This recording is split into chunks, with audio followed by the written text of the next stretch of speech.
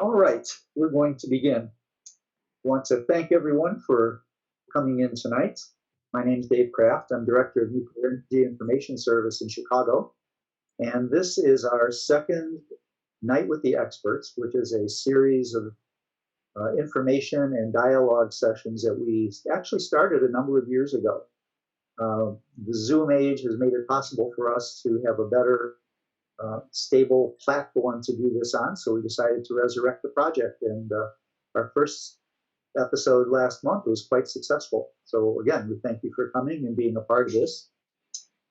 Next, I just want to introduce a few people to you.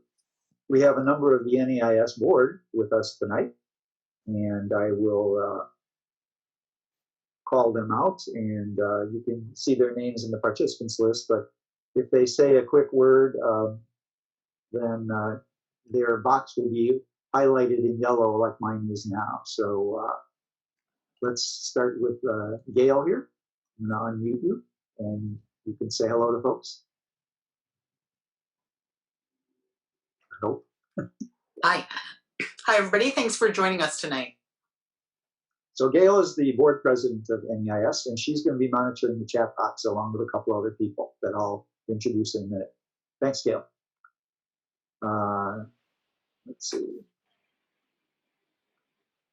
Next, I want to introduce a longtime anti-nuker, Courtney Hansen, who is in the Chicago area now. Go ahead, Courtney, introduce yourself. Hi, good evening, everyone.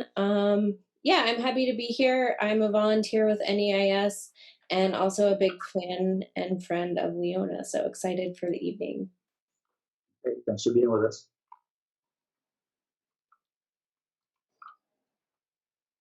All right, and I want to introduce another board member. Jan, would you unmute yourself and say hello? Hi, everybody. I want to introduce the person with me is Caitlin Drury, and her name shows better than mine does. And I have some other friends here that I'm very happy to see, Timmy and a few others that I, like to share with. Okay, thanks, Jan. Back on mute, please. Stephanie, would you unmute yourself and introduce yourself? Hi, Stephanie, last name Belenko. Glad to be with all of you. And way back when, in 2016, in Philadelphia, Leona, I don't know if you remember or not, but we were roommates at that college dorm when we were in Philadelphia. So that was a while ago. So, I have seen videos of you since, and you go, girl. Thank you. Thanks, Stephanie. And one more introduction before we get to our speaker. I want to introduce the NEIS secretary. Linda, you want to say hello? Hi, everybody. Exciting evening. Exciting to have Leona as our speaker, so look forward to hearing you. Okay, thanks, Linda. So we currently have 30 people on tonight's session from all over the country, which makes this kind of exciting and something we were never able to do before and the day before Zoom. So I guess there are some benefits to this. Now, the fun part. I get to introduce our expert for tonight. This is Leona Morgan, who is a Dinet activist living in Albuquerque. And I have known Leona now for about 6 years. We met in Washington, D.C. at a conference and have kept in touch over all this time working together on a lot of nuclear projects. She is currently organizing a group called the Nuclear Information Study Group in Albuquerque.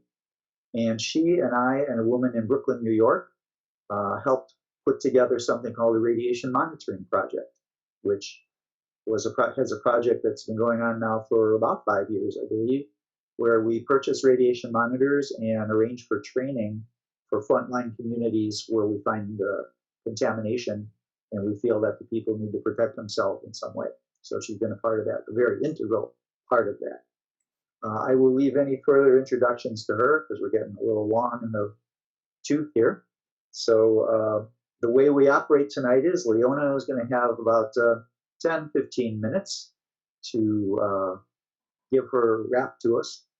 And at the end of that is when we shift gears and the show becomes yours. So make sure if you have a question or a comment, put yourself in stack when she stops speaking, and we want dialogue tonight. So I want to welcome Leona Morgan, and you're already off mute, so that's good. Let's make sure that you can share screen as well. I got to make you a co-host, I think, just to do that. So hang on. Thanks, Dave. Yeah, I have some information handy to, when you're asking questions, I can share my screen. Hopefully that'll be helpful. So this is a new format for me to have just 10 minutes. And I'm going to set my timer so I don't exceed that time. I see a lot of familiar people, so I know maybe half of all of you here. So it's so nice to see all of you, even though we can't be together. I hear a lot of your voices on all of our endless conference calls, but it's always nice to see some faces. So let me just back up and introduce myself. My people are Diné, so I'm from the southwestern part of the United States, and formally, or this is just a formality, we always introduce ourselves by our clans. So I'll do that now, and then I can explain a little bit about that.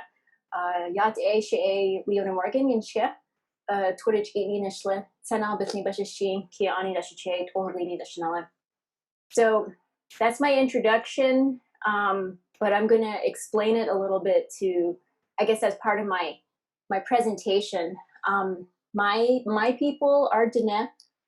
Some of you may have seen some of my presentations where I explain the difference between Diné and Navajo. Right now, we're a federally recognized tribe, so the United States only recognizes about 573, or I see one of our members, Peter Clark, just joined. He actually send me an update on that number. Peter did a lot of work with the Leonard Peltier issue.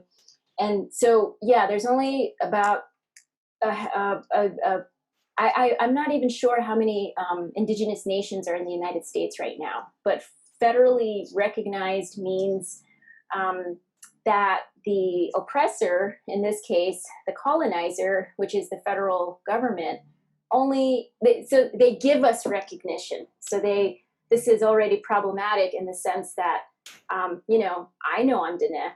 My people know we're Diné. We have a language, we have a culture that is deeply rooted in the lands that we live in. And so do all indigenous peoples across the country. Yet only 573 are recognized by the federal government. Some are state recognized, meaning there are indigenous nations across the country who have some federal state recognition. And this goes into jurisdictional issues. This goes into our rights as indigenous peoples, funding, so many things. And so just to begin, I just wanted to talk a little bit about environmental justice and environmental racism, and then we can be more specific in the Q&A period about questions. So growing up, I grew up on the reservation on the Navajo Nation. My family, I just have to say first, as an indigenous person in the United States, I am quite privileged. I have a lot of privilege. Like, my parents both had really good jobs. I went to college. I have access to the internet, running water. I grew up with electricity and running water in my home. I know this probably sounds silly for some of you to hear me say this, because it probably never crossed your mind growing up. I don't know how all of you grew up, but I'm sure the majority of you, as my mom would say, that we were so spoiled because all we had to do was flick a switch and the light comes on. and that we were so spoiled because all we had to do was twist a knob and the water came out. You know, we didn't have to walk for miles and, you know, gather water in buckets and then, you know, hope that water doesn't spill while we're bringing it back to, you know, wherever the hogan was. But yeah, my parents, they lived quite traditionally growing up, and their parents even more so. So my parents, they lived in a traditional home, which was like, in English, you would call it a log hut. It was a round circular building with a dirt floor, and they had a fireplace in the middle that they used for heating and cooking, and then there was a hole in the ceiling to let the smoke out. So yeah, this is how a lot of Diné people grew up. And I lived in a house. I had a TV, and we had a phone and all that kind of thing. But right now, some of the issues that you probably are hearing more about on the news because of coronavirus and COVID-19 is that about 30% of the Navajo population still today has no running water. I'm not sure the number of people who do not have electricity, but my family has a house, the one I grew up in, and then we also have my grandma's house, and that house I lived in for a year after college. It did not have running water, and we finally got running water about a couple years ago. It's kind of funny though, because the bathroom we always had a bathroom. The way they built the house, they had a toilet and a sink, and there's a sink in the kitchen, but they never had running water. So now we have a bathroom, but there's no door. So that's something now we can, start to use the plumbing there, which is exciting. But that was my only experience living in a house without running water. And so now during this time of COVID, it's extremely, it's not even just difficult for the people to adhere to all the requirements, but I think there's also a lot of misinformation out there because all the stuff is in English, the information is in English. So there are some people who still don't believe, what's happening with coronavirus. And these are just some examples that are happening today. But you can imagine in a population whose first language is not English, when, let's say, a uranium mining company comes in and they're offering a lot of money, and the people there are not given all of the information they need on the dangers of exposure to radiation or contamination to water and the longevity of that contamination. So back in the 50s to the 60s, a lot of companies came in doing exploratory drilling. They literally just left holes all over the place because there was no laws to say to cap those holes, the exploratory wells and whatnot. And then when they actually did full-scale mining, there were no laws to say to clean these places up either. So on my nation, we're dealing with 523 abandoned uranium mines. These are mines from before the laws were in place to enforce the companies to clean up. And so they're called abandoned. But there's a lot of other mines that, happened later where they just did really, really poor cleanup. Around the country, there's 15,000 abandoned uranium mines, mostly in the West. I don't think there's any in Illinois. But yeah, they took out a lot of uranium for, mostly weapons. And then, of course, as an Indigenous person, some of the impacts from the nuclear industry. So I'm going to kind of focus a little bit on nuclear stuff, but a lot of the stuff I'm sharing, it also, these problems also exist with coal mining, oil and gas drilling. Right now, there's like a lot of issues with fracking, especially around sacred places. And so all of these extractive issues, they have really divided communities, especially some communities that it's really complex. So the things I'm talking about, I learned a lot of this through my work fighting a new mine. So the Navajo Nation as one area of land is very complex because we also have a part of the Navajo Nation that's called checkerboard. So the whole design and the system of our government was, a lot of it was created by the United States, and it is very systemic how the oppression of our people, even our governments, has been institutionalized, starting with what's called the Doctrine of Discovery. So this is a document from Europe from 1493. This was the beginning of colonization around the world, where basically this document, was the justification for the killing of brown people all over the world and the taking of our lands in order to, civilize the savages, or, to spread the word of God, or whatever. So I hope all of you, if you're really interested in learning more about this, I would look into the Doctrine of Discovery. And then going to the founding of the United States, some of the tools of colonization were the railroad, mining. There was a mining law that was created where it was specifically focused on promotion of white settler colonialism. So the premise of this mining law was manifest destiny, to take away ownership of indigenous lands for private companies. Back then it was like humans mining with, shovels and pickaxes and stuff like that. Today, the law is still used in its original form, and now we have these big, huge, monstrous machines and multi-billion-dollar international corporations coming in and using this law to still do mining today on U.S. public lands.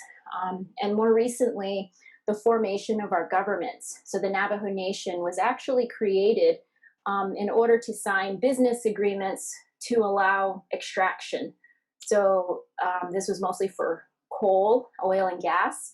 So in order for the governments and the companies to do business, they needed an entity to sign. Back in the earlier days, when the United States was coming through, they just required like a thumbprint from our chief or whatever. So basically this, external entity created all these laws and took all our land, and they made all these rules in some other language. And we're still stuck with that. So this is the reality of indigenous peoples in the United States, living within a modern, society where, I think a lot of people are probably confused with Black Lives Matters, that, racism isn't so bad. But now with all of the uprisings and all of the police killings, it's opening some eyes that, racism is really bad, especially when your country was founded upon racist laws. And so this is the system that we're still dealing with in all aspects of being indigenous in the United States. And if you're not federally recognized, it's even worse. You don't have a reservation, you don't have land that your community can use. A lot of those rights, some people think we don't pay taxes. So there's a lot of myths out there about Native people, that we have all these special rights. Not really. I mean, we still are subject to the politics of the United States. There are some, I think there's some ways that our governments can have a little bit more power, such as a state government, but that's only if we have been able to utilize what's called a quasi-sovereignty. So indigenous nations in the United States are not actually sovereign. We can make laws, we can, do our best to enforce our own laws within our jurisdiction, but the federal government always supersedes those laws. So for example, my people have made a law, the Navajo Nation government has made a law to say no uranium mining on Navajo Nation. That works on our Navajo Nation, but we have all these pockets of private land in there. And then we also made a law saying no transportation of radioactive materials. This would be a great law, right now for us to enforce, with the possibility of what's called consolidated interim storage. However, our laws are only good on our jurisdiction. And what does that mean when the railroad runs right through the Navajo Nation, or I-40 goes right through the Navajo Nation, and then state highways all over? So our transportation law is not effective because of that.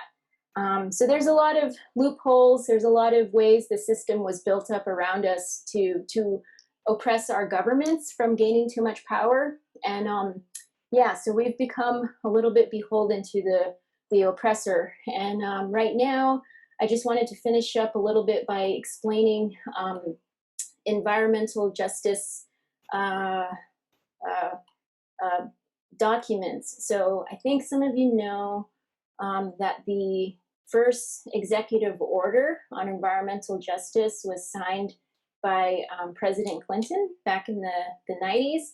I don't think a lot of folks even knew what environmental justice was, or that there was this thing called environmental racism. So it's basically the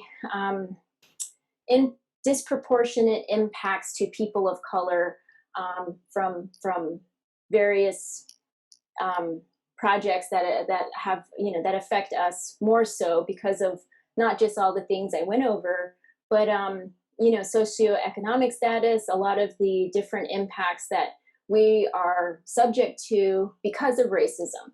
And so right now, this is a big topic for the people who we're dealing with we're fighting this, the proposal for the waste dumps here in New Mexico. I'm sure a lot of you are familiar with the CIS proposals.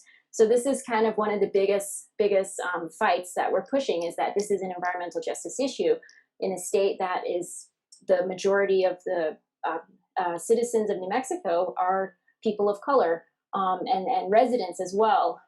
In New Mexico, Governor Richardson signed an executive order in 2005. This was an environmental justice executive order. So about 10 years later after Clinton's executive order. And what this executive order stated is that all of the state agencies must have environmental justice protocols in place and actively abide by them.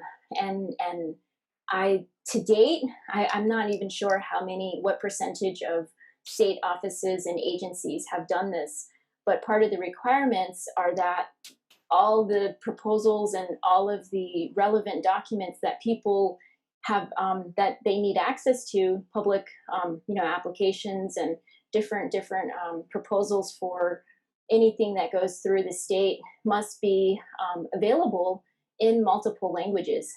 So this is an excellent document. I'll share a link in the chat a little bit later so you all can read it for yourselves. And so with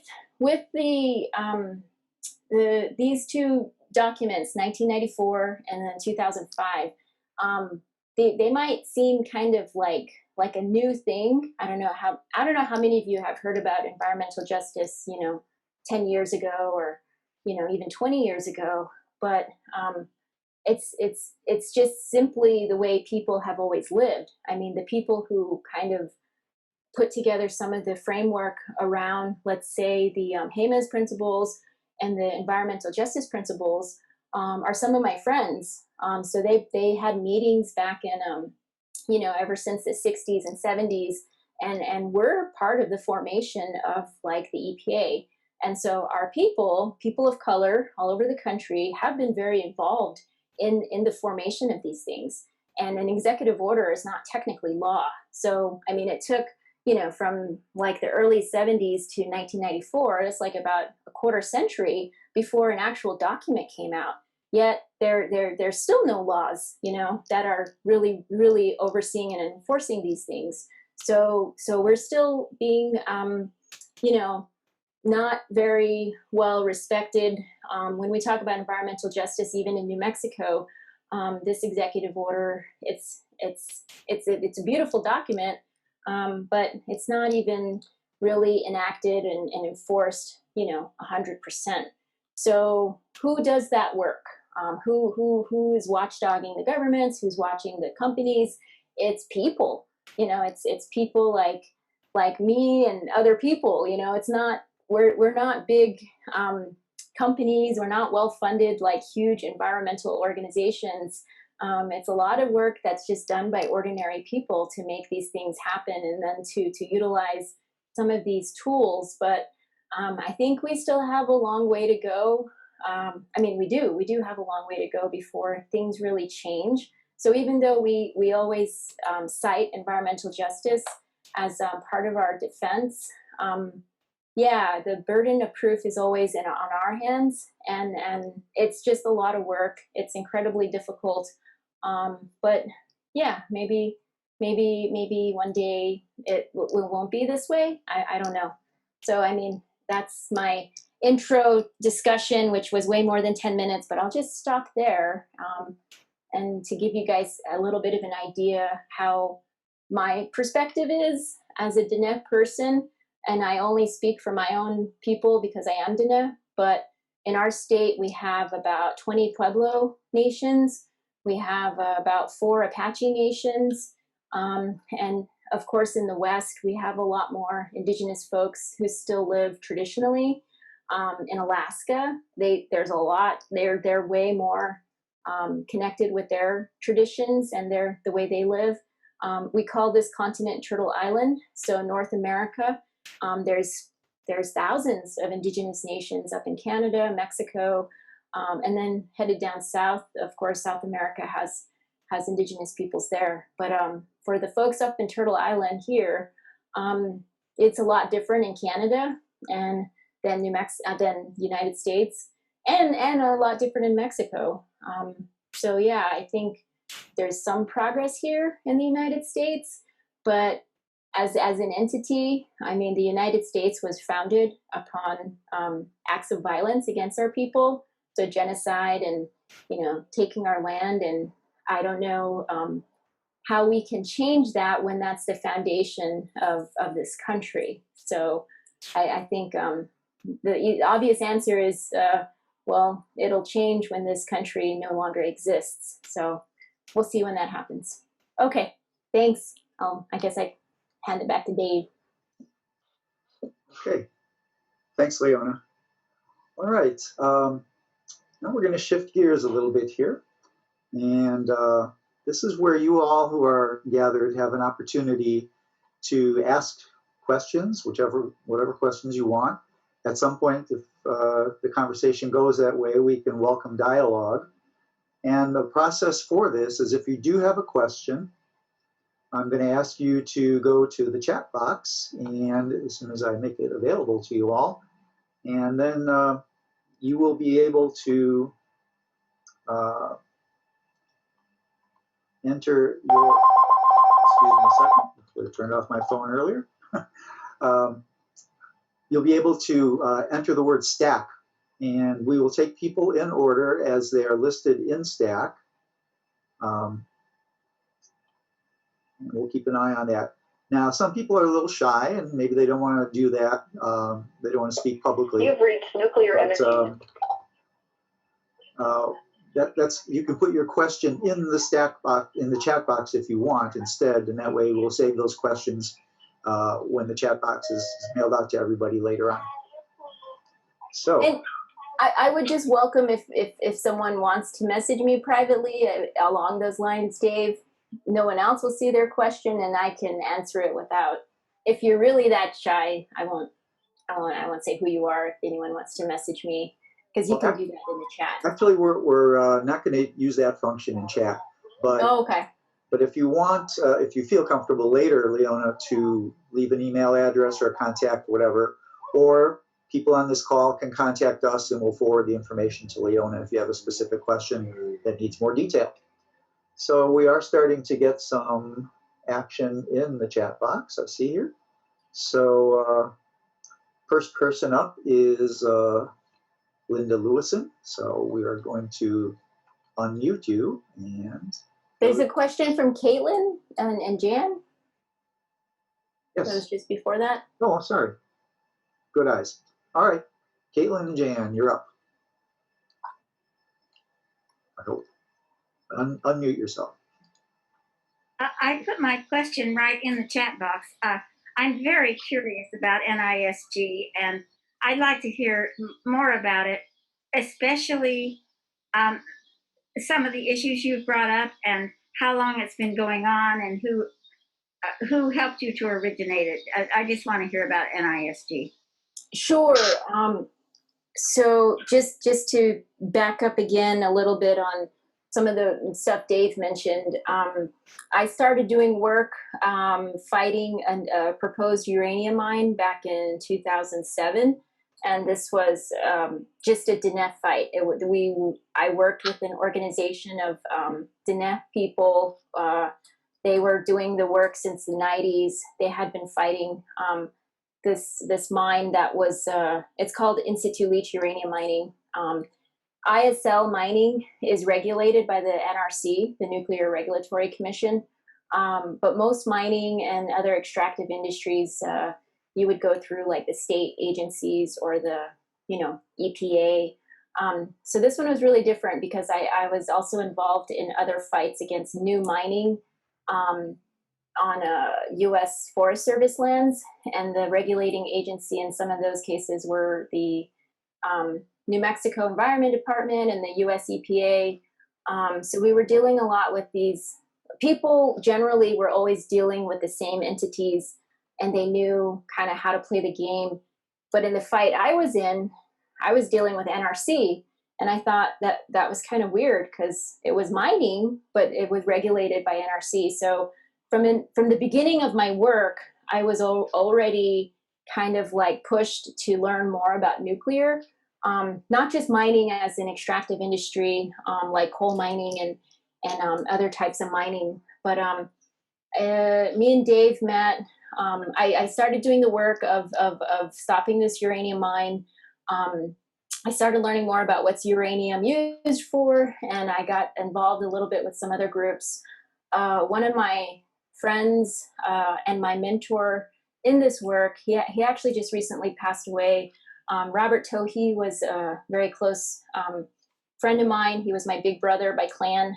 So earlier when I said the clans, we as Native people, especially as Diné people, we have already these systems in place, these old systems from time immemorial where we say our clans, and then we kind of know each other's family and where they're from, what part geographically of the region. So with all the work I did, it was just with Indigenous people. We had the same culture, same worldview, had the same concern for our drinking water. We're dealing with the same governments, and it was great. I liked it. I liked working with my people, but I noticed when I went to my first conference, Robert Tohe took me to a conference in Washington, D.C. in 2012. And this was kind of the first time I was exposed to the national folks fighting nuclear. I met Dave. I met, I don't know how many other people. I remember meeting folks from New York and mostly the East Coast, and none of them knew what uranium. I'm saying none. Maybe a couple of you knew. I don't. As I recall, nobody really knew what uranium mining was or cared. And this was a shock to me because I thought, well, everybody knows what uranium mining is, because why else would they be fighting nuclear power plants or nuclear weapons? Because it's uranium. It's uranium, stupid. That's what I thought. But it turned out a lot of people, that meeting, it had mostly white folks at the meeting. And there was a couple Japanese people, one black woman. But in total, I counted the four of us were like the only people of color in the room. And so this to me was highly problematic, that people didn't have any, it wasn't even that they didn't know or have any awareness. It's that they had no intention of changing how they operate as an organization. They had no, as far as I could tell, me and Robert flew over there, and then we were going to do a talk. He was going to do a talk. And then somehow things were running late, so they cut his talk, and then he wasn't allowed to speak. So because of the time and all this, they put him last on the agenda. So I was really upset with everyone. And I was talking to Dave about some of the stuff I was going through on the res, because one of the biggest things I noticed was a lack of information. And this is kind of where Radiation Monitoring Project came out, because I wanted to do something to do education on what is radiation and all of the, just everything about what I saw at that fight. What I saw at that conference, it kind of informed me that if I wanted to get in this fight against anything nuclear, I'm going to have to deal with a lot of people who are ignorant about how to work with people of color, ignorant about indigenous cultures, indigenous laws, protocol, just everything. And so, yeah, that was in 2012.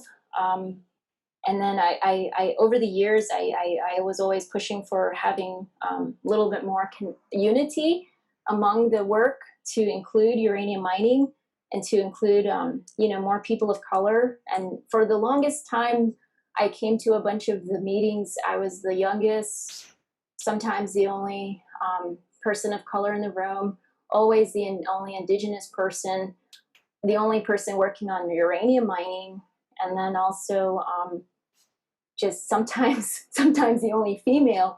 So I just realized, like, this is highly problematic. There's no way we're ever going to win this fight in the current ways that people, the business as usual. So we started talking, Eileen O'Shaughnessy and I kept working on other things, like Dave and Yuko and we started Radiation Monitoring Project, which is largely focused on people of color communities to bring Geiger counters and training to these communities at no cost.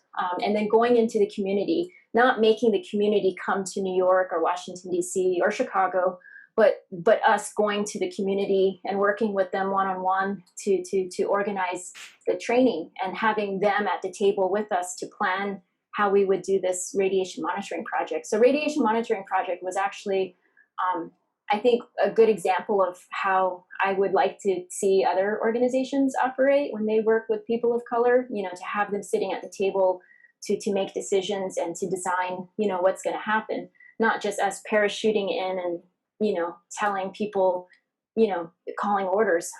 So for Nuclear Issues Study Group, we started in 2016. Eileen O'Shaughnessy and I met in about 2015, and we were talking a lot about some of this stuff. At the time, I had been calling on all the organizations who would listen to me to establish training programs for young people. Because whenever I go to these conferences, seeing the age of all the people there, it would give me literally an overwhelming amount of stress. I would get this chill in my bones that what happens when this generation of people are no longer here? And I can't just call up or text somebody like, hey, what does this part of Nuclear Waste Policy Act mean? What's Price-Anderson? I use all of those people, you all, as resources for me. And then, I started to think, I'm not a resource for younger people. I'm still learning myself. So it's very stressful knowing that there were no youth programs, because in New Mexico, I was trained in EJ organizing since 2004. And all of the programs I was trained in, they don't exist anymore. None of them included nuclear anyway. But for uranium organizing, in 2007, I literally Googled, what is uranium? I went to YouTube and I searched uranium. And then I trained myself on the very beginning parts of the fight. And it probably would have been easier if there was a program or people available. Eventually, this was 2007. So eventually I met a lot of people, but so the idea for Nuclear Issues Study Group was that we would not operate in any of the ways I described, that we would be multicultural. We would include the entire nuclear fuel chain from uranium mining, the front end to the back end, and not separate weapons and energy. That we would, adhere to anti-oppressive protocols and framework as much as possible. We're still working on that. We're still striving to do the best we can as an organization to we operate by consensus. But it took about a year of just talking about all of the stuff we didn't want to be to then establish ourselves. So Eileen O'Shaughnessy, and then there was several other young people involved in those early conversations. And some of them were quite young. One was 19, Him and his sister were always around. They were half Navajo, half white. And so the need for what I saw was the need, and then asking all of the groups around the country to start youth programs for training. That never happened. So we just were like, let's just start our own organization. There was also some other issues, I think, that we really avoided, because I think there was also for us as young people, when we don't know the whole, like I was young back then when I started, and I didn't know what a grant was. I didn't know what grants were. And I didn't know like youth programs were fundable. And so when I started to realize like there are these bigger nonprofit NGOs that could exploit young people, that's another reason why we started NISG, because we knew that if we were working with all these older folks in their organizations, I already was aware that some of my work fighting uranium mining was being co-opted and somebody else was getting money for it. And I had no idea. So it was a lot of the reasons for forming NISG was a lot of protection for future young people that would come into the movement, protection from sexism, racism, and just all the bad things that happen when you get new young people that want to help and are willing to donate their time. So I know that's a long answer, but that's my answer. I'll just stop there. That was amazingly informational and incredible. Our next person, I'm going to, so a board member asked the first question. Our next board member has a question, but I'm going to skip our board member and I'm going to go to Norma Field and let her ask a question first before our board member. Norma, you should be unmuted. Okay, I think I am. Hi, Leona. Thank you so much. It's so exciting and informative and good to be with all of you. The question I wanted to ask you is something you touched on in your initial presentation, which is how communities are divided when extractive industries, any kind of outside industry that's offering jobs, investment in the community, so forth and so on, and cash-strapped communities everywhere are apt to be divided, and fundamentally it is what seems so wrong is people having to so-called choose to work to support themselves while ruining their health and their family's health and the environment. And I wondered if you could speak to how you've dealt with that kind of painful lure and division in your own experience, either with uranium or whether it's something you see happening with Holt, or whatever you feel able to speak about that won't injure anyone in sharing it publicly. Yeah. Well, I mean, so this is a common thing that happened a lot. Like I mentioned, Navajo Nation has a part of the res that is called checkerboard. And because of this law, this old law, I'm trying to pull up a picture. I think I can share a visual with you all if I can get it here. There's this thing called the Dawes Act, or the General Allotment Act, which created like literal divisions of community land holdings. Back in it was signed in 1887 or enacted. So this is very old, and the idea was to separate the communal land of indigenous nations. So giving property, not really ownership of land, but ownership of mineral rights to individual Indians. So these people became known as allottees. There's a lot of allotments in Oklahoma, some in South Dakota. So this is mostly in northwestern New Mexico, where this law gave ownership of interest in land. So basically the people who owned those interests, they didn't own the land. This is news to me. This is something I'm still learning. My dad's an allottee.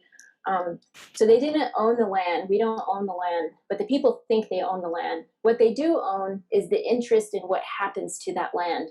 So even though we have a law that says no uranium mining, there are some Diné allottees who own that interest in the land, who can sign leases with mining companies and fracking companies or whatever companies to lease their land, and then they get to keep all the profits. So because uranium mining is illegal on Navajo Nation, the nation will not get any royalties from any uranium mining, and all of the mining that happened was on private land. So the money never goes to the greater whole of the Navajo Nation.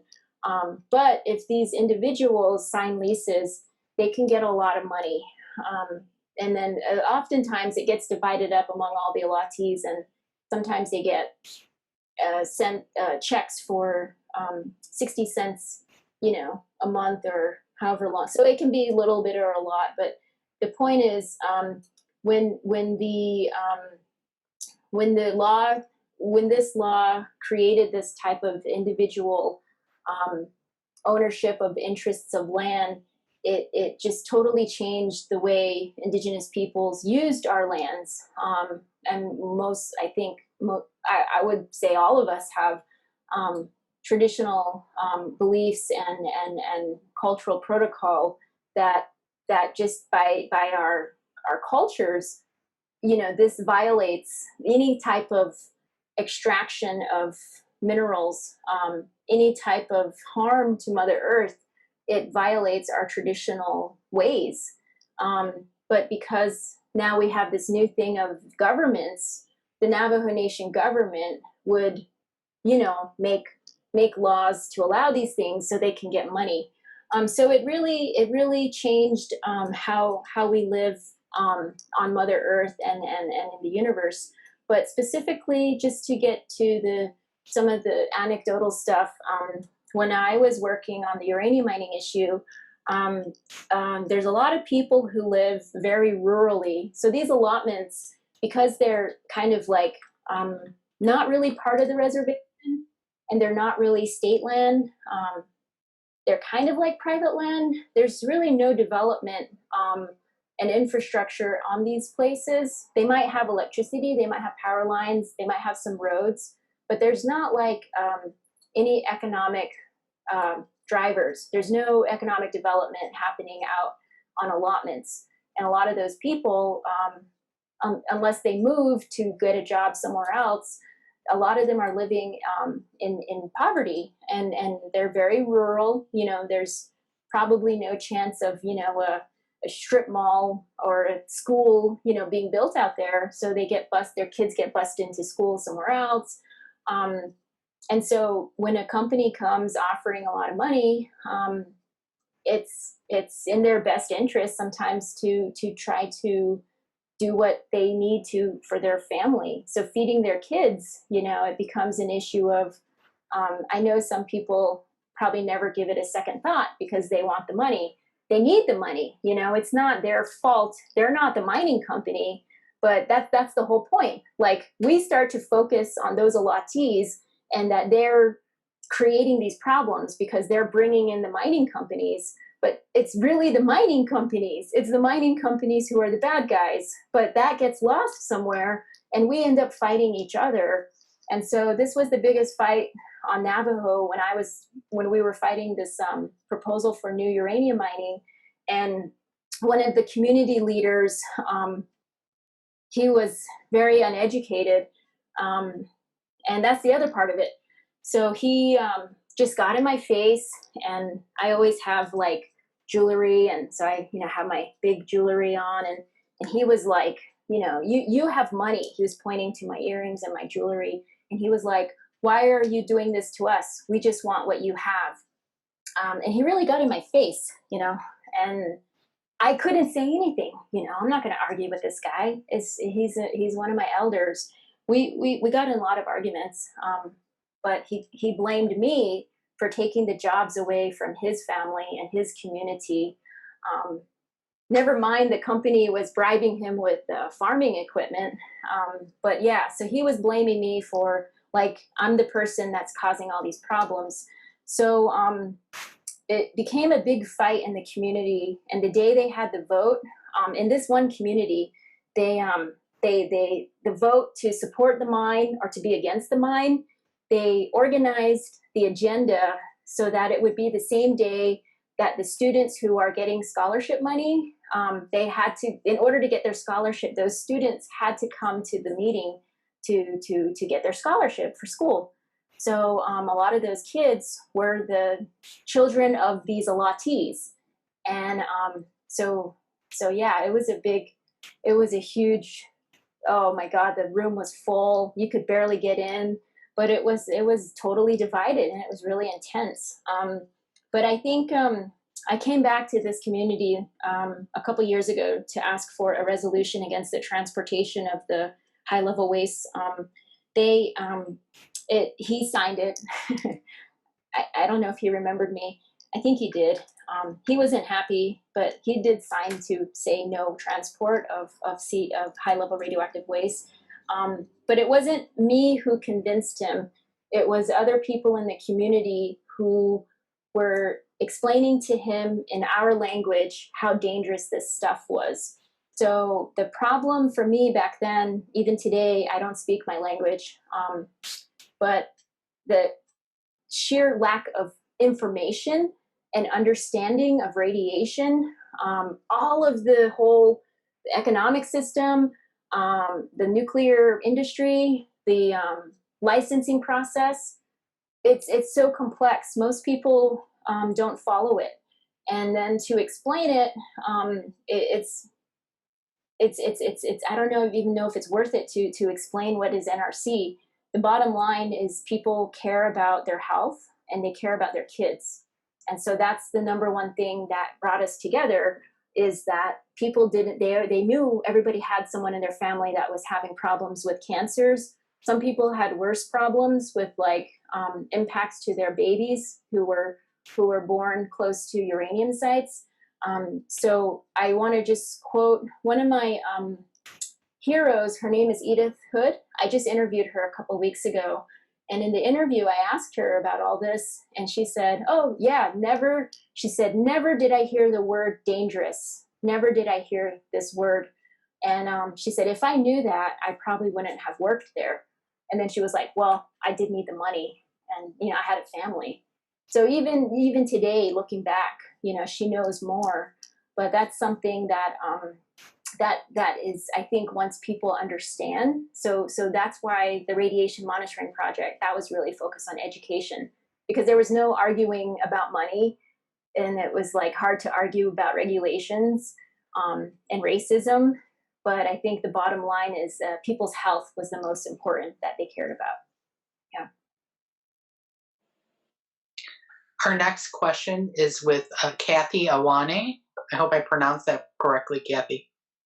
Okay, great. Thank you so much. Hi, Gail. Hi. Hi, Leona. I met you. I was actually in the room with you in DC in 2012, and I remember that question.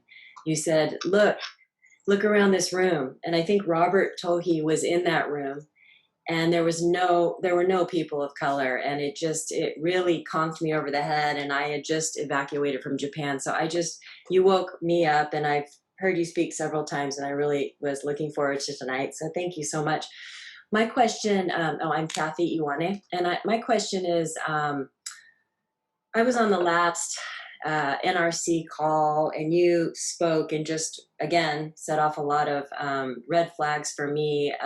Traditionally, we've worked here locally around San Onofre. I work with several coalitions of groups here, just on the waste issue now that it's going through decommissioning. And I guess my question is, after watching what is usually, and I don't mean to be rude because I do have respect for the people that are employed for the NRC, but it was quite a show, that last NRC meeting for the draft environmental impact statement for the CIS in New Mexico. And I heard what you said, and I just really, it perturbs me when I hear privileged communities saying, well, let's just get it out of our backyard because we have all the resources, let's just send it to New Mexico. And they agree with that because they don't understand that we're all connected. I guess my question is, from your point of view, Leona, what would you say, and what would be your strategy if you personally could say, hey, here's what I need you to do? we have all our ideas working through local politicians, but what is your strategy for people out west, let's say, or anywhere in the US, you know, supporting such a ridiculous idea to send it to New Mexico when we have so many problems that we need to even think about first? I guess I just wanted your input on how we can support your community of color and in turn support us all for future sites around the US as we begin to decommission more and just until there's a permanent repository. Yeah, that's a hard question. So I work with, right now, I'm the coordinator of Nuclear Issues Study Group, and we work by consensus. And this is there's a lot of discussion we need to have on our next steps moving forward. Some of the simple things I've been saying on some of the national on some of the national conference calls are to ask all of you to work with your to get your Congress people to demand hearings. Part of this is just a delay tactic. The reality is, so I'm pretty sure most of you, I don't know if I have to go over the issue, but just to summarize, there's a lot of nuclear reactors in the country and there's nowhere to put the waste forever. And so the idea is to bring it temporarily to New Mexico and Texas. So there's two proposals for this consolidated interim storage. Interim is the key word here, that they want to bring the waste to New Mexico and Texas just temporarily until the United States figures out how and where to store it forever, because we know the waste will be radioactive for millions of years. So we don't believe if this thing is licensed that it'll be temporary. If they even bring one canister here, they're not going to move it. They're just going to leave it here. So to give you guys an idea, also, I live in Albuquerque, and then my people, we're up in the northwest part of the state. I don't know how it looks on your camera, but we're in one corner of the state. The proposals are the other opposite corner of the state in the southeast. So for me here, it's a good 6-hour drive. It's not my neighborhood. And I don't know if we would be considered NIMBYs. My concern as an Indigenous person is that the railroad goes right through Navajo Nation and also right next to two of our sacred mountains. So I'm concerned if something should happen to those mountains. But I think, as Nuclear Issues Study Group goes, we decided that we were going to protest the recent switch from in-person meetings to webinars. So right now, just to summarize where we're at with the fight, Holtec is the company proposing the world's largest waste dump in New Mexico. So, an estimated 80,000 metric tons is out there with nowhere to go. Holtec wants to build a site that's more than double that. So 173,600 metric tons. WCS, which is 40 miles away from Holtec on the Texas border, their proposal is for 40,000 metric tons. And again, they're 40 miles apart. They're both in communities of color. Down there, it's a lot of folks whose ancestry is from Mexico. Of course, this was all Mexico before the United States.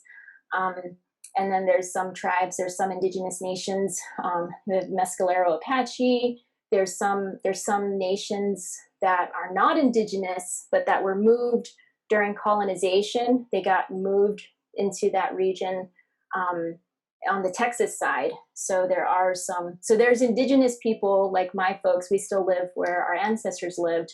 And then there's other indigenous people that got, forcibly removed from the east. So there's a lot of people down there, mostly people of color, who have not been able to really oppose it because this part of the state is the Permian Basin, where there's a lot of oil and gas drilling. So most of the people who live down there have some connection to either their jobs, their livelihood depends on these oil and gas companies, and you could call them company towns, where people will not speak up, even if they know it's wrong, because then they will become threatened and, it'll hurt them and it'll hurt their families. So I think in that sense, I don't believe ever, part of EJ, the premise that I was trained on is EJ means we speak for ourselves. So as an environmental justice organizer, that we should always speak for ourselves.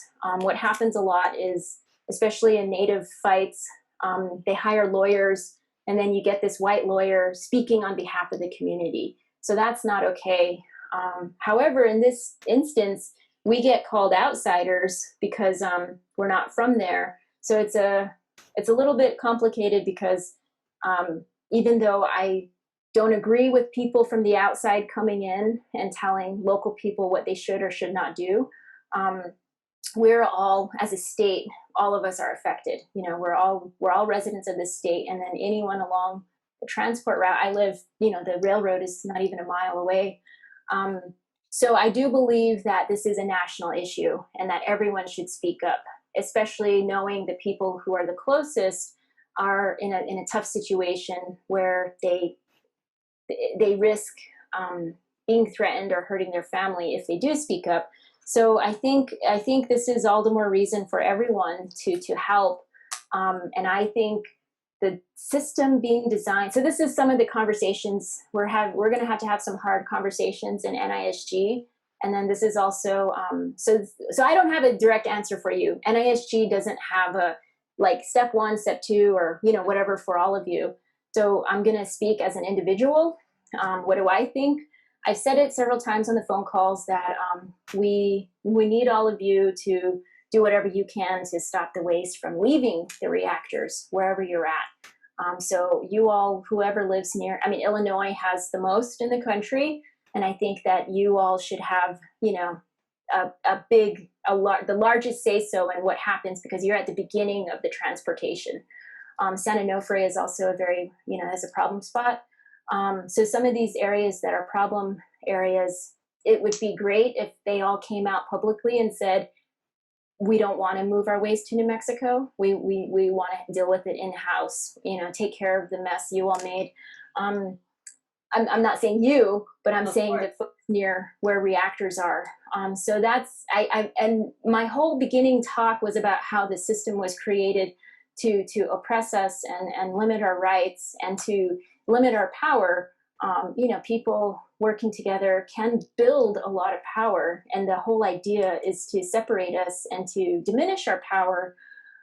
So I'm a little bit conflicted as an organizer. This is something, as an individual, I like to exhaust all of the legal routes before doing anything else. And so we have participated in the NEPA process. We do have our name in the lawsuit, with Don't Waste Michigan, that, the appeal that's going on. We had to jump through the NRC's Atomic Safety and Licensing Board hoops, and now we're at this other stage of the appeal. So that's, the policy route, legal route, but what we need is a lot more direct action. And I think what we need is, because the system is designed to make us fail, we need to think outside of the system and then to act outside of the system. Right now we hear a lot about defund the police. Mm-hmm. How do we, people are like, oh, well, then there's going to be chaos. Well, I think that's where we need new systems. And if you all are able to create these new systems, even to, legitimize them through policy, this is something I think, we need to think on that level. Like I just recently, when the NRC decided they're not going to hold the 5 in-person hearings and they're just going to do these 4 really crappy webinars that require internet and phone access. And in New Mexico, a lot of people don't have internet. Some families don't even have computers. So, this year with school, the schools have to hand out a lot of laptops and a lot of iPads or tablets or whatever, because families don't have these things. And then to have internet access, that's kind of a luxury here. Some parts of the state don't even have cell phone reception. You have to go climb to drive to the next hill to make a phone call or whatever. So, when they did that, I kind of realize how small I am Mm-hmm. as a activist or organizer. So the other thing about this, and this is, you know, we're a few of us are working on this national plan, and I don't know when we're going to release it, but it's a 3-year campaign. We're trying to organize a 3-year campaign.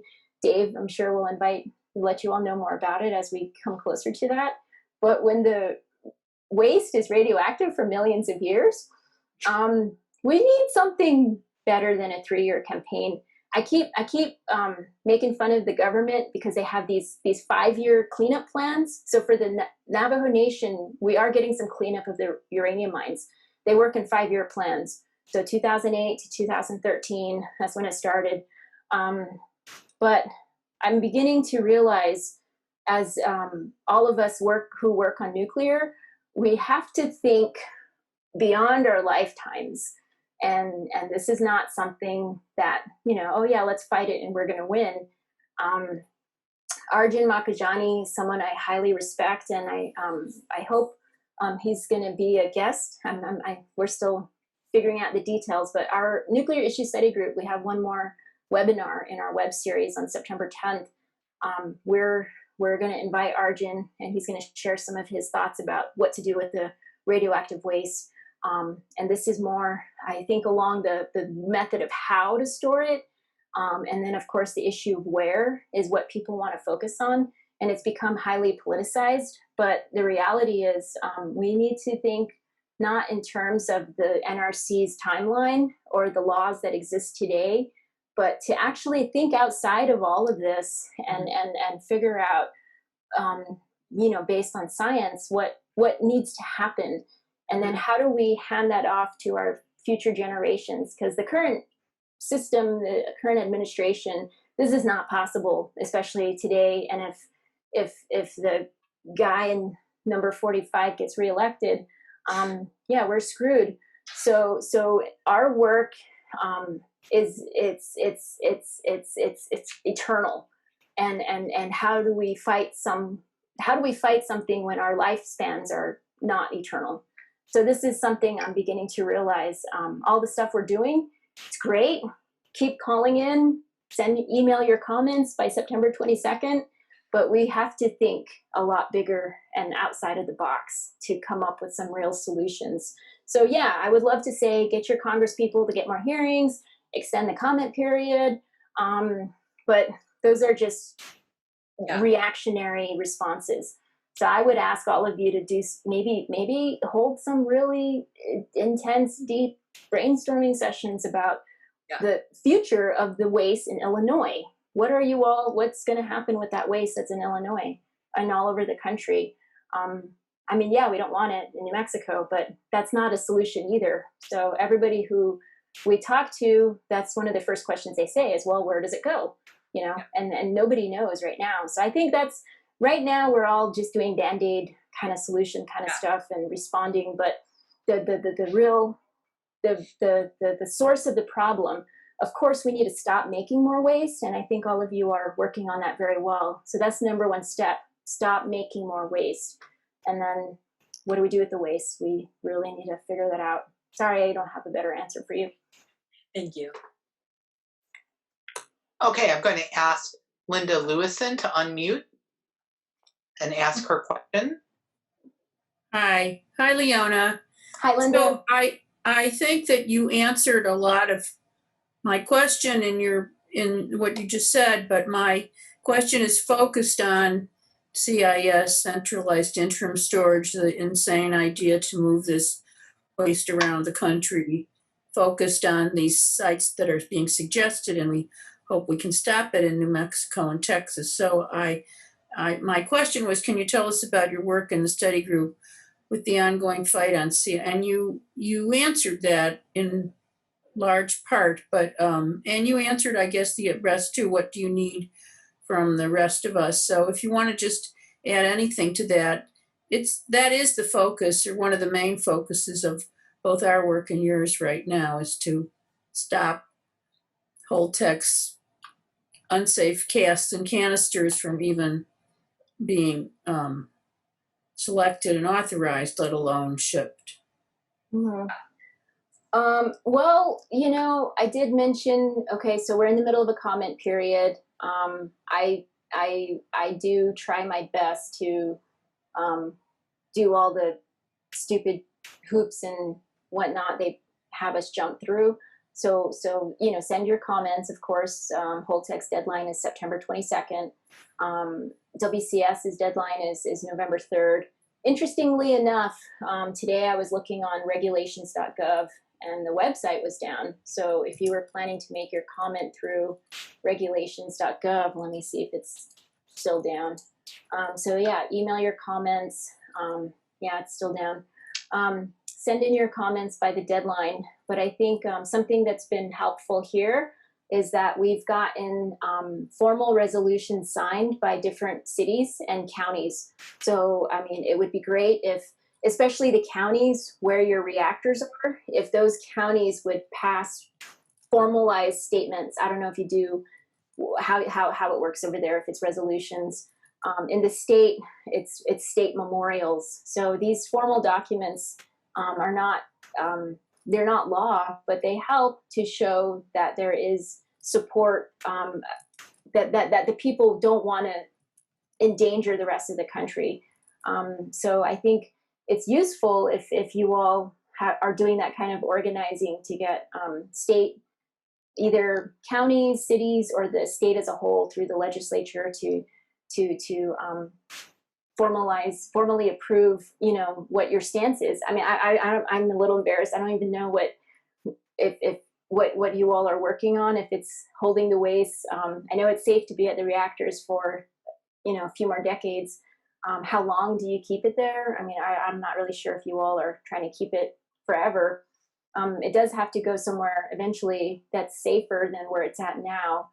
So I think I know a little bit about the Stranded Act, and I know, of course, Dave's the work that Dave and all of you at NEIS have done, which is it's substantial, and I think it's the most some of the more advanced work I've seen in the country to deal with the waste in house. And so I think just keep doing what you're doing. Something I would also repeat again is to cultivate that next generation of folks who are going to take over that work. I think that's the most important. It's hard. It's really hard. Eileen teaches a class at UNM, so we get some new young people in our group, and then sometimes you spend hours and hours training them, and then they leave. That always sucks. But it's really important that other people are going to carry on what you all are doing, especially right now, with all of the reactors beginning to shut down. I'm fearful the more and more reactors start shutting down, the greater the push will be to bring it to New Mexico. Our belief, and this is a lot from Don Hancock, I don't know how many of you know Don Hancock, he's basically like an expert in the world on radioactive waste. So he's saying it doesn't really matter what we say, that the Nuclear Regulatory Commission is going to license this stuff anyway, but it does matter how many comments we get in. Where I believe that's true, the NRC might not listen to me, Leona Morgan, but something we also need that I haven't seen in this movement is any highly scientific research being done on our behalf. When I was fighting uranium mining, so there's national and there's big networks fighting mining, and I'm a part of those because of my work in uranium mining.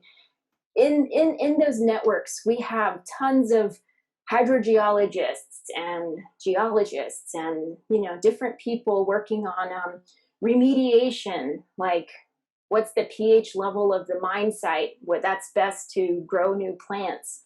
All of that kind of research, I haven't seen anything on any of the CIS stuff. I haven't seen any geological reports of the site.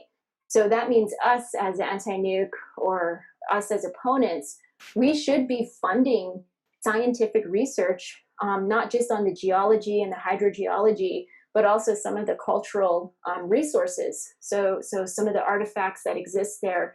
Like, I haven't seen any hardcore studies on the prairie chicken. We all like to say, oh, the prairie chicken is the sand dune lizard. but I haven't seen any real like a biologist getting on the calls to the NRC saying, yeah, this waste might alter the DNA of the prairie chicken, you know? So we need the science, even though they don't care what we say. We really need that kind of research, and I haven't seen it being done. So yeah, young people, think outside the box, send in your comments, get resolutions, and then eventually we're just gonna have to do like old-fashioned actions and getting lots of people out there. There's amazing stuff that they do in Europe. There's, I mean, I'm not asking anyone to handcuff themselves, especially not on a Zoom that's open to the public. But in Europe, they have people, they handcuff themselves to the train tracks, you know, things like that. I'm not really sure if we'll get to that point, but they're definitely thinking outside the box. So yeah, I'll stop there. Okay, our next question is from Dave. Okay, thanks, Leona. This has been a really interesting conversation. Before I get started, I'll also mention we're coming close to the 90-minute mark, and if people do still have questions, now's your chance to put yourself in stack so we make sure we get it in, or type your question in the stack and we'll read it. And if not, at the end, as I say, I'll give you instructions where you can save the chat, and you can ask your questions afterwards as well. So I have a couple of observations which will lead into my question. We had almost on and off 38 participants in tonight's program, which I'm really pleased about. It's bigger than the last one we had. I would also like to point out that of those 38, all but 6 are white people. So it would seem we have some work to do here. And I point that out because this announcement went out to almost 1,000 different email addresses, many of whom are here in Illinois, many of whom are people of color as well. So we have homework to do, I guess is what I'm pointing out, and that's why we have these programs. Now that brings me to where I'm heading with the question. And the banner that you have behind you, Leona, says, "Don't nuke the climate." I'd like to mention to folks, so if you look at Leona's bio that we had with the announcement, she was at COP24 in Poland and raised a whole bunch of hell with a bunch of other activists about nuclear power not being a solution to the climate crisis. So here's where the question comes in, and you've touched on it a little bit already, and that is the tension between the big push right now to close down coal plants, which is going on, and that sparks a lot of different environmental justice issues in communities of people of color in terms of local pollution, air pollution, that sort of thing.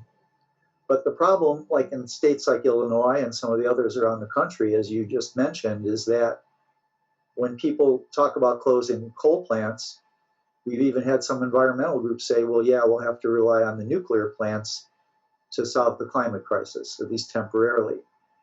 And that's a very easy thing to say, but the whole point of tonight's session is that there are environmental justice concerns outside of your state dealing with nuclear that seem to be totally ignored. So I'd like to get your reaction about that tension between the need to close down coal plants on the one hand, but this unfortunate impetus to then put nuclear power out there as the alternative in the meantime on the climate fight, and how that creates its own set of unique environmental justice issues. Hope I was clear on that. Can you repeat the question? Yeah, just the idea of nuclear power has its own unique set of environmental justice issues, which seem to be colliding with the need to close down coal plants in some of these states like Ohio, Illinois, California, where they're trying to close down coal plants, but then they're saying, but yeah, we have to operate the nuke plants, which creates environmental justice problems outside of the state, like in the mining communities, for example, or in West Texas or New Mexico. What's your reaction to that kind of tension, I guess? I'm not sure if I let me just say some thoughts, and then let me know if I answer your question, Dave. So yeah, I think, and just to say again, I'm speaking as an individual because I did a lot of work before Nuclear Issue Study Group. Nuclear Issue Study Group started 4 years ago, but the work I've done as a community organizer started in 2001 as a student organizer, and then not until 2007 I got involved in uranium stuff. And something I know about uranium is, well, I have a lot of presentations on it. There's just a handful of countries that produce uranium, and uranium around the world, it's mined and produced mostly on indigenous lands. The top three producing countries are Australia, Canada, and Kazakhstan. But all of the places where uranium was mined in the past, they can never take out 100% of the uranium there. So as long as there's already documented ore bodies, those places will always be at threat from nuclear weapons development and from nuclear energy development. So because we're the ones who have the uranium, like we know where it is in New Mexico because of all that exploratory drilling they already did back in the 50s and 60s. And this is the case all over the world. Prospectors went out and they didn't share their data with the government really, but they have they call it like in-place minerals or in-place resources, which means they still, put a dollar amount on the estimated amount of uranium that's still in the ground.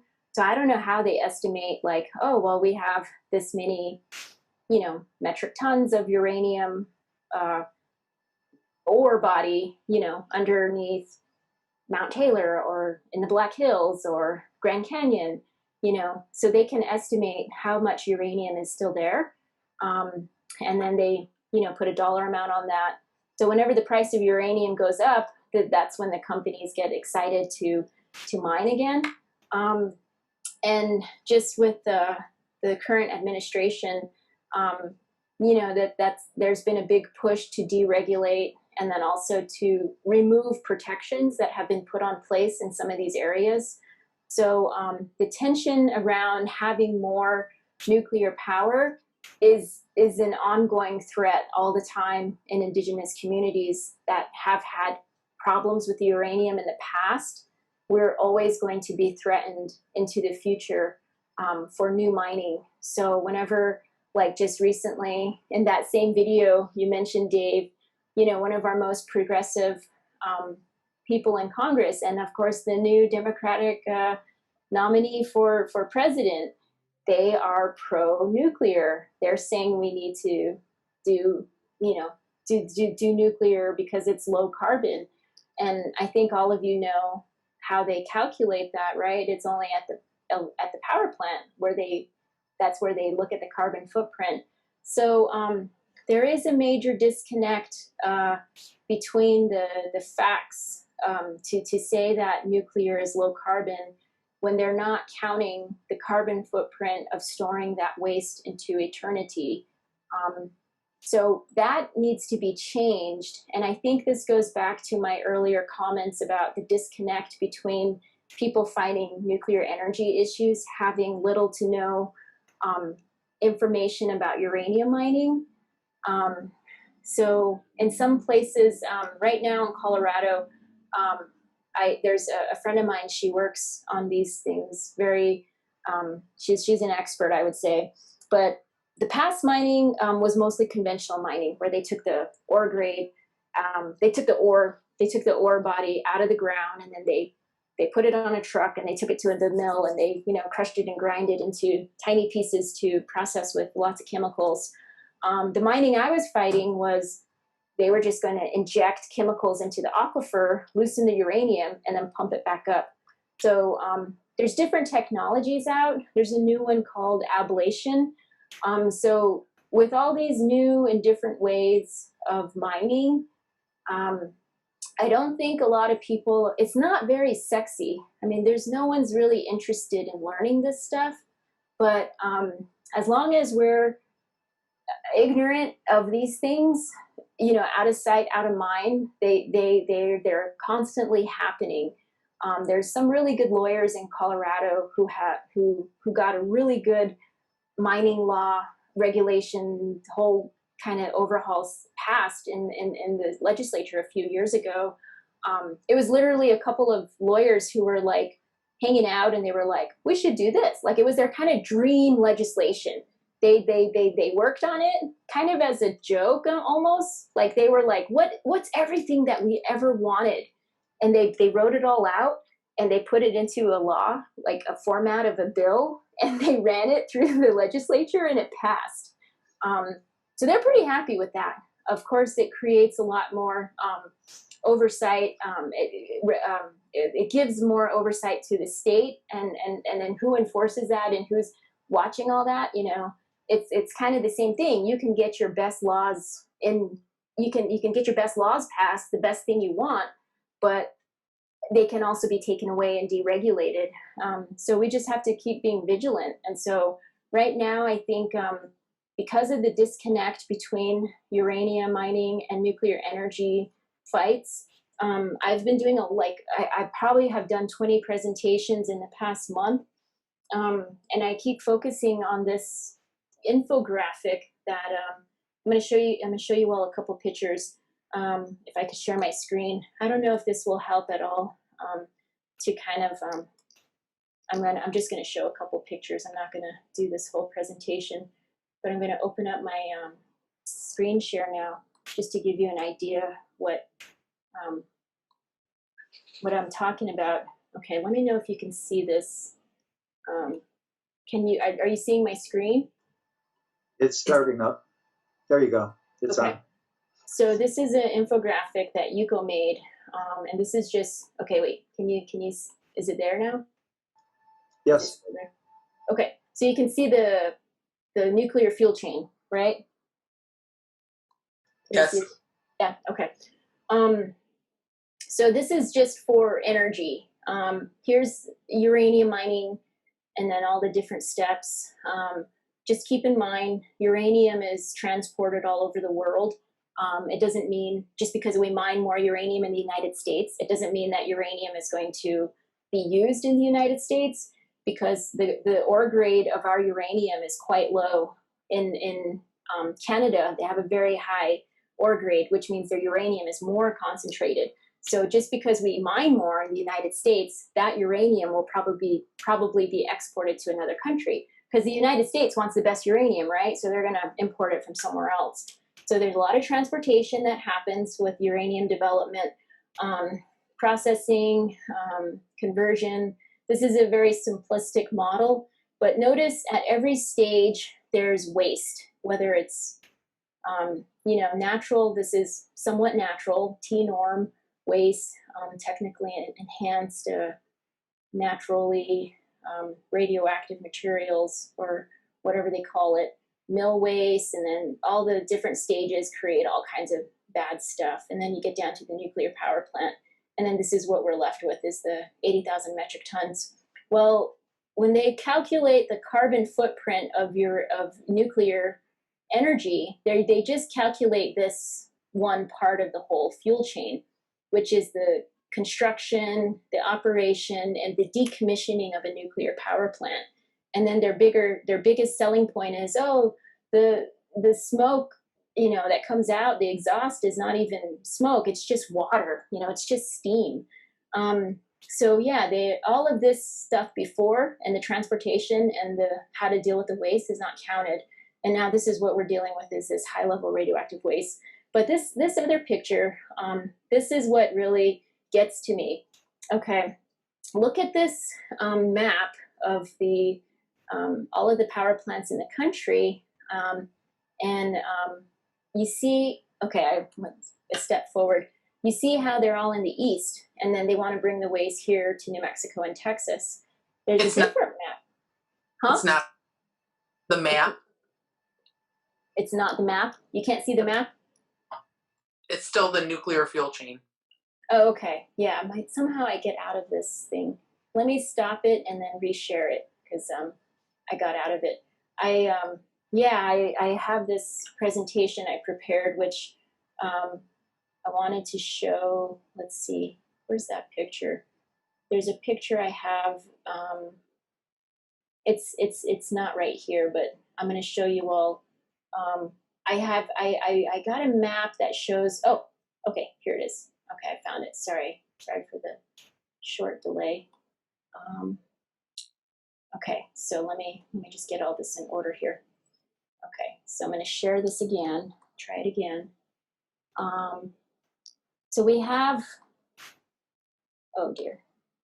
Let me know if you could let me know when it's up. It's Is up. it showing my whole screen or just me? It's on full screen. I don't want you to see my whole screen of all the stuff I got there. Okay, so let's see. So this is the map of all the uranium deposits in the country. Can you see that? Yes. So this is basically the uranium country, some down in Texas and then some in Virginia. But if you look at the next map, which shows all the power plants, they're all in the East Coast. So I would say I put those two maps together, and I think this is a pretty good visual of that tension Dave was mentioning. So here's where all the uranium is. They took it out. Well, we don't know where all the uranium came from to power all of those reactors, but the reactors are mostly in the East Coast that made electricity for, all those folks out there, some in the West Coast. Remember, I said a lot of my people don't have electricity and don't have running water. So now, if you look, you can see where all the uranium is. There's no power plants in this part of the country, yet they took the uranium out, used it for either weapons or electricity. Now they're bringing back the waste. So I think this is a pretty good example of that tension Dave mentioned, that we got, we're always getting the short end of the stick. We got mined, they contaminated water, they created tons of health impacts, and there's no laws to clean up those 15,000 abandoned uranium mines. And then now, while we're still dealing with all of that, they want to bring all the waste here. So, I mean, it's a little bit more than tension, Dave, but it's a reality. I appreciate the detail you went into on that. I neglected to mention something before I asked my question, and I want everyone to know this. NEIS is putting together a letter that perhaps will even request co-signers, but some of you may know that the Illinois Senator Tammy Duckworth, in conjunction with Senator Cory Booker and a couple other senators, have put together a Senate Environmental Justice Caucus. And they made a whole big deal about this last year when they announced it. And we are going to be drafting a letter really complaining the hell out of these NRC proceedings that have gone on in New Mexico and raising it as a flagrant environmental justice violation and issue. And we're going to ask that the senators intervene to stop this process and demand that the NRC wait until they can do face-to-face meetings in those communities after COVID. So we will send out a draft of that letter next week, and if organizations would like to sign on, we'd be welcome to do that. But we really want to press that issue with Senator Duckworth. Thank you. Yeah, thanks for doing all that. That's definitely necessary. All right, I'm going to intervene here now again. I'm sorry about the noise in the background. My computer just decided to do some nasty stuff with the hard drive. But it's about 20 to the hour. We are a little over time. But if anyone would like to ask one last question, put your name and stack. I do have someone in stack. Their question was kind of at the bottom of a paragraph. So Jim would like to ask a question, and I'm going to find him down here and unmute. So it's going to ask you to unmute yourself, Jim, and you can ask your question. Hi, everybody. It's Mary Beth, not Jim. But and hi, Leona. Thank you so much. This has been wonderful. Thank you, Dave. I wanted to ask you, I'm wondering if it might be a hopeful thing that, for the result, a hopeful result for the CIS, that there are these reports by Sandia Labs and also the Nuclear Waste Technical Review Board that says that the vast majority of the high-level waste canisters that have been loaded since like 2003 are, because of cost consideration, they've been putting in 37 assemblies into each one, and for the pressurized water reactors, and 89 for the boiling, and that will be way too. Mm-hmm. Hello? Mary Beth? Mary Beth, we lost you. Are you there? She's muted somehow. She got muted. Oh. Let's see. Okay, sorry. I live in a place that has bad internet connection. Are you there? Can you hear me? We can hear Yeah. you. Hello? Okay, so they say in these reports that because of this, that all of that will have to be repackaged. And I'm hoping, for your sake, that that's true. And they can't move them until like the year 2100 unless they're repackaged. Repackaging would take a hot cell. Hot cells are necessary at every site then in the United States. So maybe, Leona, it'll be impossible, do you know, to move this stuff anyway. Do you know anything about that? Thanks, Mary Beth. Yeah, I've seen a couple of the articles. Honestly, I haven't read them all, and all of the findings. But I think we've in the national organizing work, like I mentioned, a few of us are working together for this national campaign. I do think this is a point of contention and a disagreement with some folks on how, what are the steps for dealing with the waste. Some folks do believe that the most important step is the containers that the waste is in needs to be addressed. So if they're saying to repackage everything, I mean, this is just another fight that we need to all understand. What are the best, what is the best case scenario for storing waste, and what are the technical parameters of those containers and repackaging and all of that. I know that's one of the arguments about Holtec is there's no hot cell in the design, and there's no way to repackage at the site. So if this all needs to happen at the reactors where they have the capabilities of doing that, yeah, I mean, this is great news for us if this is going to be enforced, and it'll delay, but it's definitely good news, I guess. But the reality is we still have a bunch of waste, and we still have to do something with it.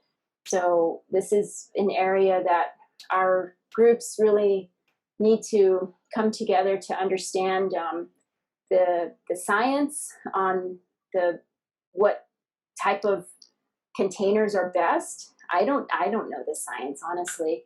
So if we're having to watch another process of making sure this happens and enforcing it, I mean, it just increases our work, because the nuclear industry cannot be trusted. Who's to say they're going to repackage into highly, very, safe, high quality containers? I don't know. But I mean, overall, Mary Beth, I think, all of this is great news. I've seen, some recent articles coming out that they're barely acknowledging, there were bad things that happened to the communities around Los Alamos. This is great that it's coming out, but we've been living with this for a long time, and we know it's bad. But I think this is where, listening to the last NRC call yesterday, the one of the pro-nuclear guys, he made a good point, and this is something I think all of us are struggling with. His point was like, okay, I've heard all the arguments, but I haven't seen any scientific studies on this. So I do think we as a movement, we probably need to do a lot more science and pay for scientists to do this. In the uranium fight, oftentimes we're paying outside people tens of thousands of dollars just to do one little report that shows, hey, this uranium is going to contaminate the water. And now we have at some of the local universities, Dinesh students doing the research, making it their PhDs and making it their, their grad school focus to study the impacts of the past mining. And I don't see this in the nuke and anti-nuke movement. I don't see any grad students coming to us saying, hey, I want to study, I'm going to go to that reactor site and I'm going to measure the radiation around the fence. And I've seen this in Europe. I've seen them do some grassroots organizing by this organization called CRIRAD. It's a French company. It's one of the only independent certified labs that does testing on radioactivity. They made a scanner van. They put all their equipment in a van and they drove really slowly along the fence line of some of the nuclear power plants in France. And they got some legit data, like because they're scientists and they're qualified and certified. I don't see us doing that in the United States. So if we're going to complain about millirems and leaks and exposures, and we don't trust the industry or the government, I think this is a big hole in our movement that we all need to figure out how to deal with. I don't know. Sorry, I'm just doom and gloom tonight, but I'm just seeing all the stuff that we don't have, and I think that we can fight and scream environmental racism all day long because it is, but that's not the argument they're going to hear. And then if we do want safety, we should be the ones helping to figure that out, or at least funding qualified people to help us figure it out. Okay, thank you, Leona.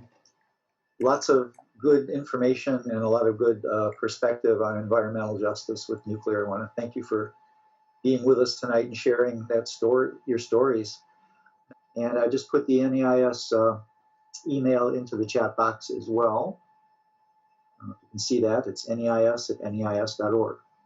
If you want to ask any further questions or contact Leona, send them to us at that email address and we'll forward them on to her and we'll let you guys interact with each other. So again, I want to thank you, Leona, for taking the time to be with us, being our expert tonight. I want to thank the almost 40 people who joined from all over the country and I believe Canada who were with us tonight. I hope you got what you wanted out of this conversation. We're going to do this every last Thursday of the month, and our topic next month is going to be nuclear power in a COVID world, the effects of the COVID virus on the operation and functioning of nuclear power plants. We haven't got our expert lined up yet, but we'll be getting the announcement out to you. So again, thank you all for being with us. Leona, you wanted to say one more thing, it looked like? Yeah, if I could, I just wanted to share this flyer.